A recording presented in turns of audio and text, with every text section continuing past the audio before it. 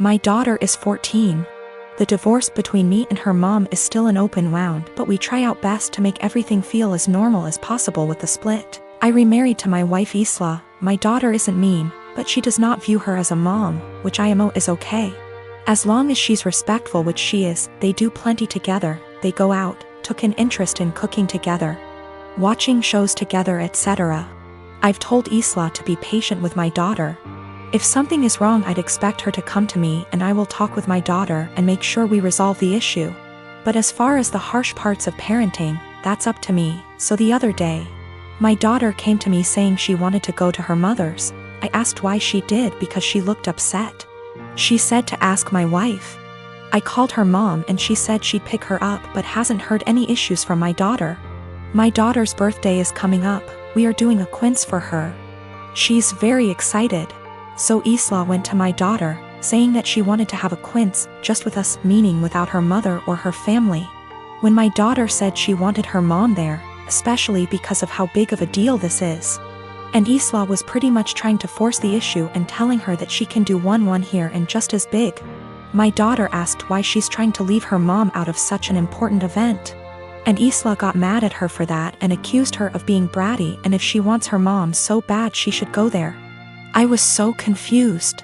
What argument even is that? First of all, there's a reason she went behind my back and told my daughter. Second of all, she's not my kid's mother.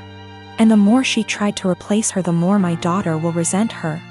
Third of all, she's never welcome to insult my daughter because of her issues, and I don't know where and why she thought this would fly. I told her this, and her argument was that she wanted to be noticed by my daughter and why I care so little about her feelings. I told her my daughter notices her. They go out in girls' days weekly, they go out, watch movies together, etc. My daughter has been plenty inviting to her. Frankly, I'm surprised at how well she's opened up to her, but now she will have to earn her trust back. She again asked why I keep taking my daughter's side and not meeting her in the middle. I told her she's wrong here, simple as that. I could have if she didn't do it like this. I told her that if she expects me to turn on my daughter, she's out of her mind, and my daughter comes first in any situation. She started crying and accused me and saying she's in second place, to which I confirmed. I would never want her to put me over a kid. She left and now isn't speaking to me. V asked my daughter if this behavior was consistent. She said that she feels like Isla makes it a point to not talk about her mom, but nothing this extreme. I am 19 years old and my parents are in their 50s. For as long as I can remember, I have been allergic to several things: dairy, wheat / flour / gluten, legumes. Since I was a young child, my parents have completely kept all of them out of our house. While other kids ate breakfast cereals, I ate fish and assorted pickled vegetables for breakfast. While other kids had Lunchables, I had grilled chicken or fish with, again, assorted vegetables, usually sweet potatoes. While other kids ate birthday cake at the birthday party, I had an apple. I never questioned this until a couple of months ago.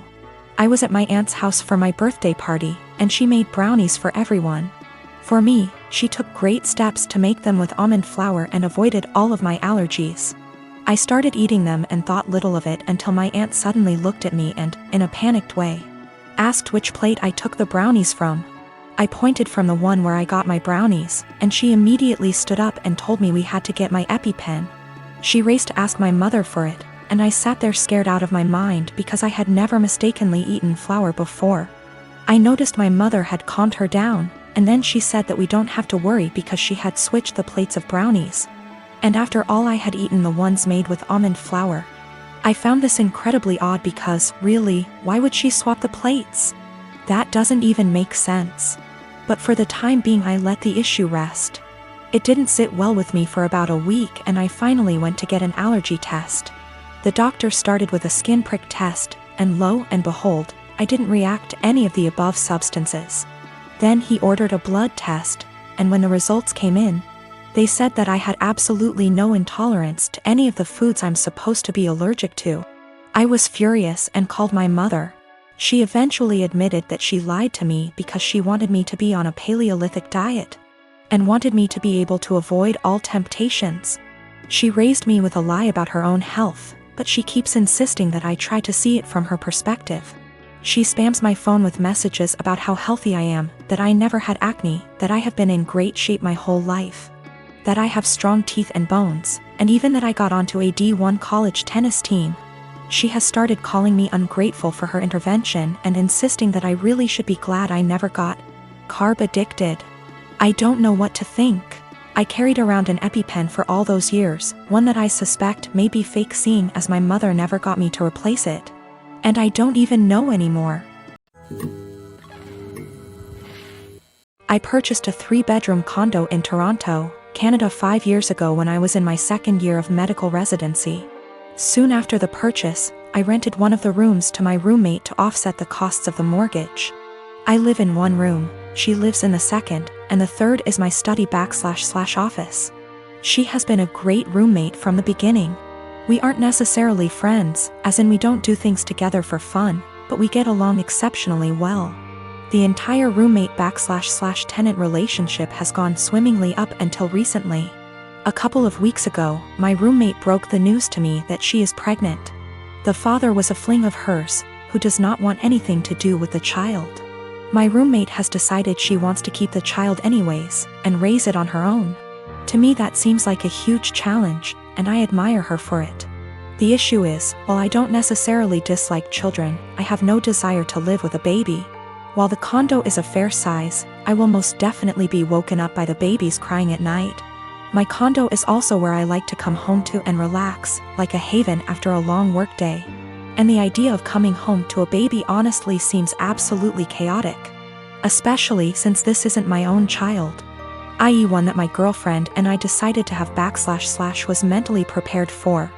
As difficult as it was for me to do this, I told her essentially what I've written here. And that it would be best if she finds somewhere else to live. I am not rushing her out or anything like that. I have given her 6 months notice. Since any later than that will come too close to the birth. She was honestly quite taken aback by this, and thought that I was being cruel. Her primary concern is that rent has gone up substantially in this city since she signed on with me. I haven't increased her rent since she moved in, so she's essentially paying 2015 rent.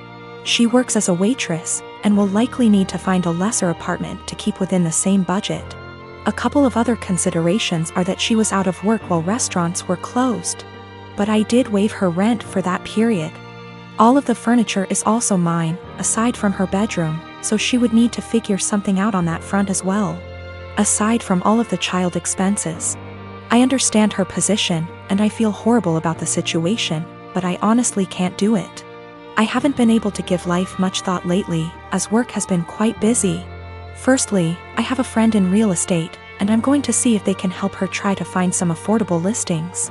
Secondly, as I don't plan to take on another tenant after her, and can afford to do this anyway, I have decided I'm going to waive her rent for the remainder of the tenancy. This will hopefully give her a bit of a boost to get on her feet. I consulted an attorney to be 1000% sure, and this is perfectly legal. Since I live in the unit, the eviction laws are much more lenient. Her baby will become a toddler, and a toddler eventually becomes a school-age child. Will it really be any better to do this later on? When I came home from work today, I told her that I wanted to discuss the overall situation. Before I even began, she actually apologized to me for how she spoke to me, and for expecting that I would be okay for her to raise her child here. I told her that her apology is totally unnecessary, as her reaction was completely understandable considering the uncertainty of her future. I then told her that I would waive her rent for the REMA. I am a 25-year-old male on a lakeside property that was legally and officially given to me by my parents. I have been living here for 6 years and have some great neighbors along with some not so great ones. Of all my neighbors, I have only ever had problems with one who lives right next door named Mariette. She first moved in early this summer as she had the former house on her property demolished and rebuilt. My problems started with her over the use of my wood stove and fireplaces. With the temperatures getting colder, I have started to use them daily. My house is not equipped with any form of heating outside of the wood stove and a fireplace. This means that from fall until spring I will constantly have them going to keep my place warm. My family never outfitted the home with anything better because it was for weekend trips and we would winterize and leave it when things got cold. My parents thought of adding oil heating when I moved in, however I opposed it because it was a waste of money and didn't mind splitting logs. 5 days ago, after having received my shipment of logs for the fall, I was approached by my neighbor Mariette. She came around asking for my parents, to which I said that they don't live here and that I am the homeowner. She didn't believe me and said that I was too young to be a homeowner before leaving. Later that day I heard a knock at my door and thought it was my girlfriend, so I gave my usual greeting of, "Hey, sweet cheeks," while opening the door. Unfortunately, it was not her and was Mariette again, so I apologized quickly and asked what she wanted. Once again she wanted to speak with my parents, to which in a more stern tone said that I was the homeowner.